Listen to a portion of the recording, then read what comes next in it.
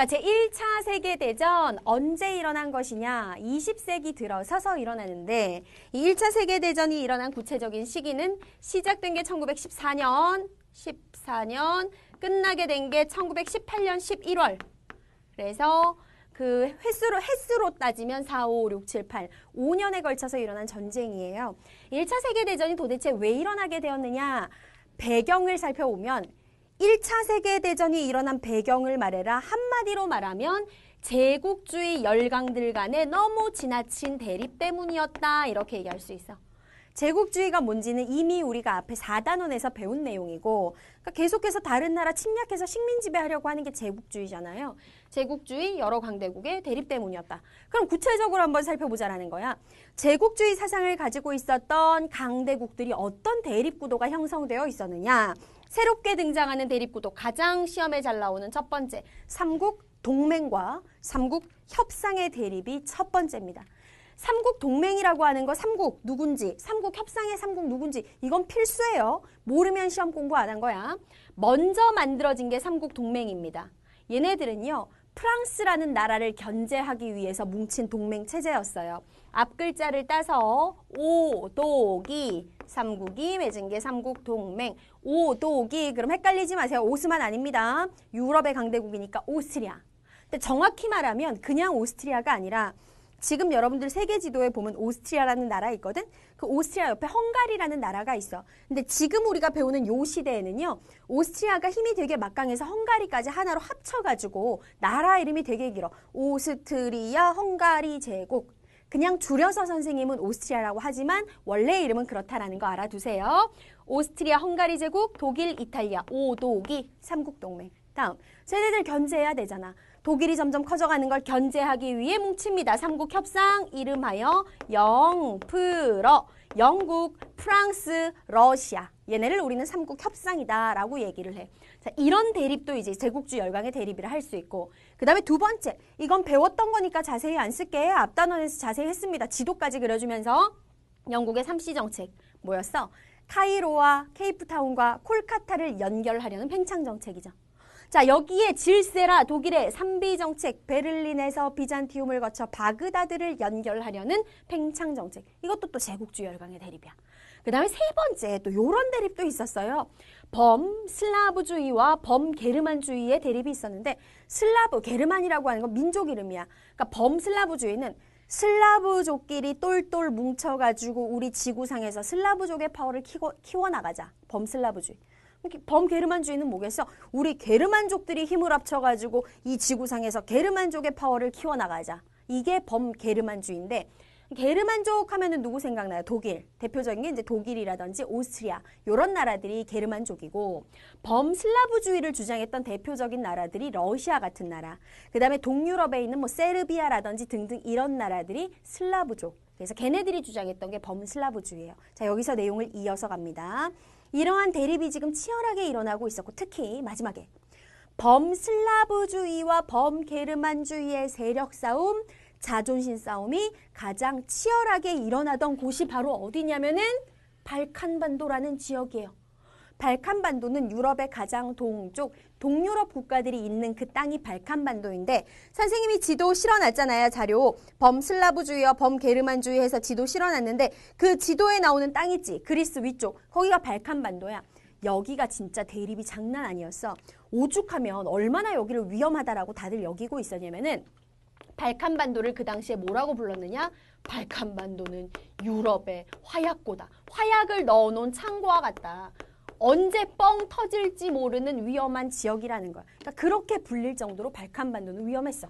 아니나 다를까. 드디어 발칸반도에서 전쟁이 터집니다. 이게 1차 대전의 시작이었어요.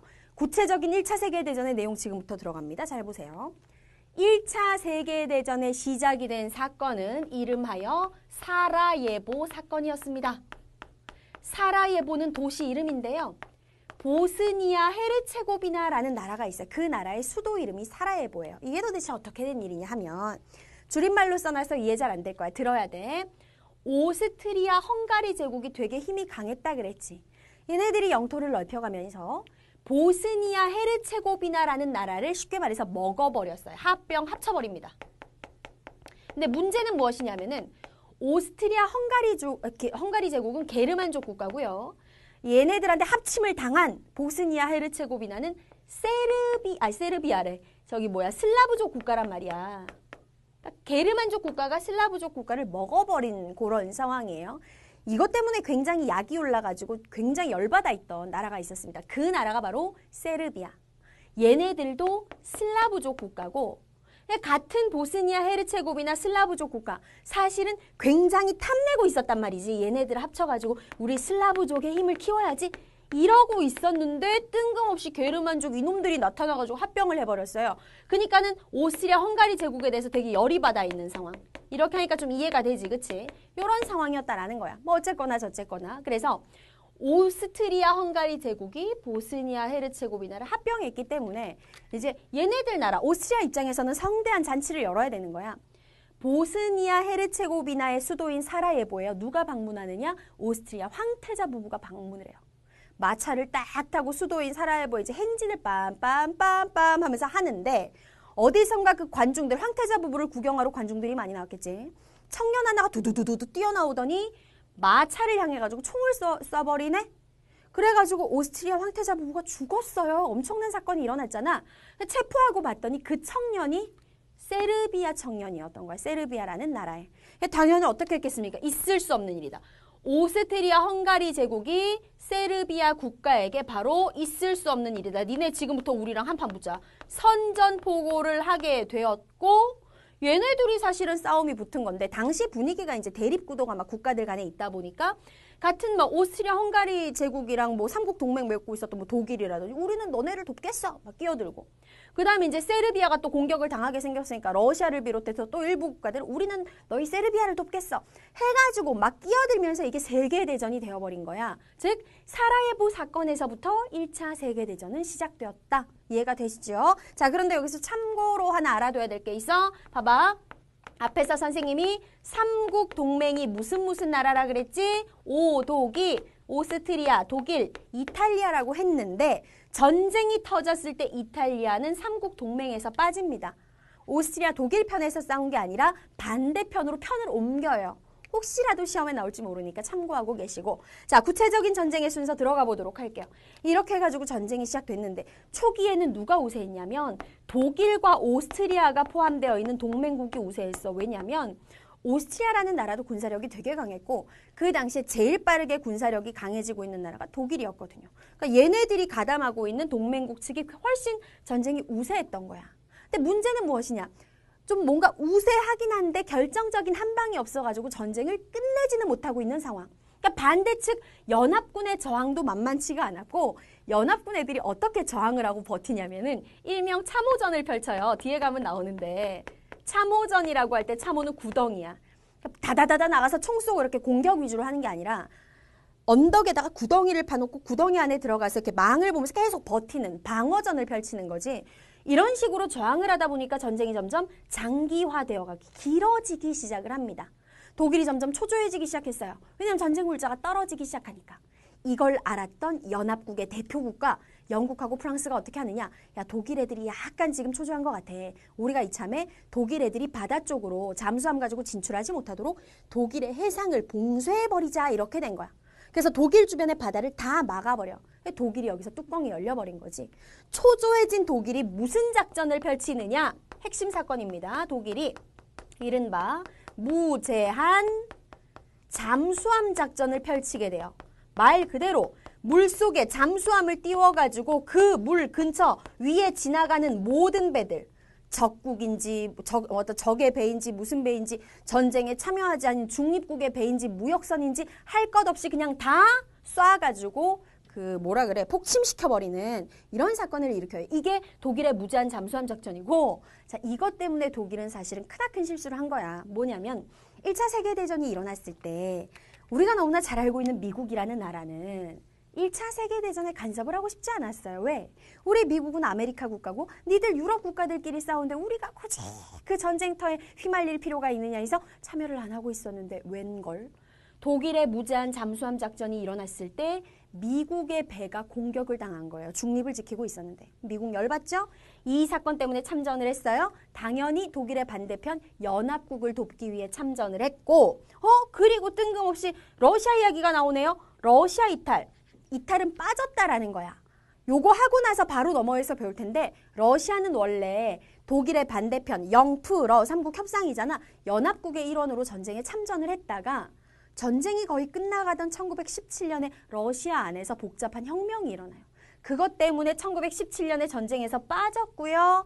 미국은 참전하고 러시아는 빠지고 어쨌든 미국 때문에 연합국이 우세해지더니 반대편 동맹 측에 오스트리아도 항복하고 다 항복하더니 결국은 연합국의 승리로 전쟁이 끝납니다. 이게 1차 세계대전이에요. 자, 흐름 정리 잘 하시고요. 사라예보 사건에서 시작됐다는 거 잘 알아두시고요.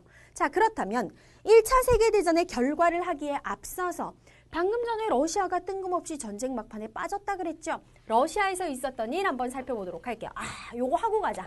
요걸 선생님이 빼먹었구나. 1차 세계대전 방금 연합국의 승리로 끝났다 그랬습니다. 그렇다면 이 1차 세계대전이 그 전에 있었던 전쟁하고 다른 특징이 무엇이 있느냐. 양상, 보이는 모습에서 특징이 뭐가 있었는지 세 가지로 압축해 줄게요.